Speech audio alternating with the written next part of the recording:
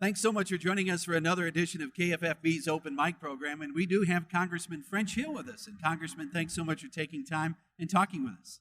Bob, great to be with you. Well, we got to talk about a couple of things. You had a town hall via phone. Let's talk about what happened. Well, we have had several coronavirus pandemic telephone town halls in recent weeks. And last night we had one, and I'd say one of the most interesting points was that we still have citizens that haven't gotten their tax rebate check from the U.S. Treasury yet, which were, as you know, we've talked about this many times, out in May and early June. But about 30 million Americans were sent their tax rebate on a debit card or a benefit card.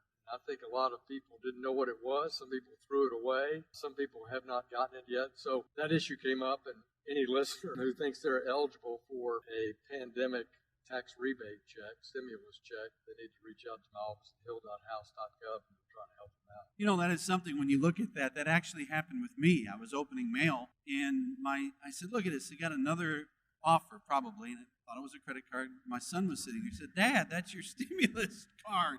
So it can happen to anyone, and I know that's been something it's frequent people talking about. That's real frustrating. Yeah, I was glad you had that personal experience. You could relate it to listeners. And we also talked about schools, making sure schools are ready for our kids and our teachers to come back. What kind of flexibility and options are there for families? That was a big source of questions too.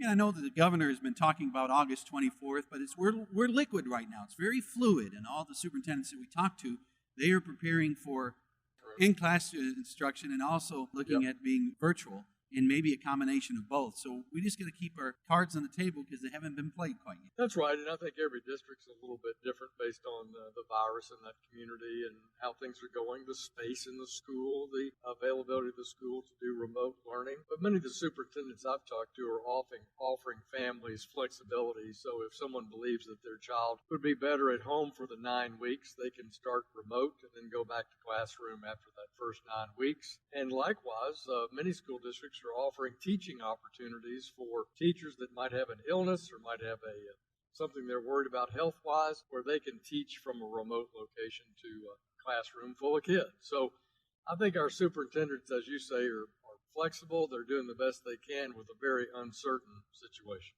And then we move on, talking about the next round of COVID-19 funding. What are we looking at now? Where do we stand?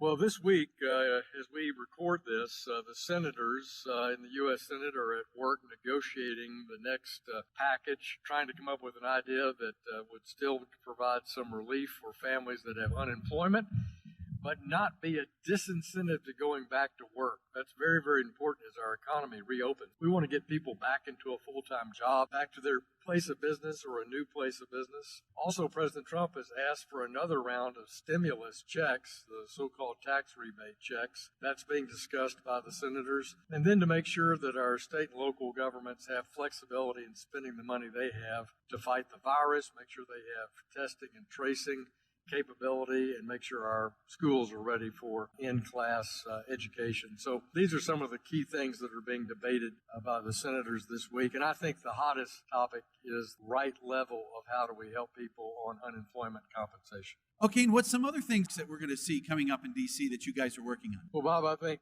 all Americans are focused on the pandemic, and I think the most important thing we can do is get the balance for this coronavirus relief right, to get the economy open and back up to full speed, and get our families safe and healthy at work or at school.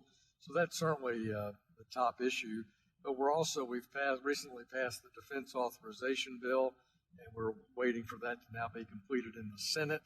And we're working on the spending bills for 2021, and that's work that we'll continue to be doing for the next few days and well into September. Now, one thing I know that you're an advocate of, and you've been really promoting this every time we get on the air, and that's the census.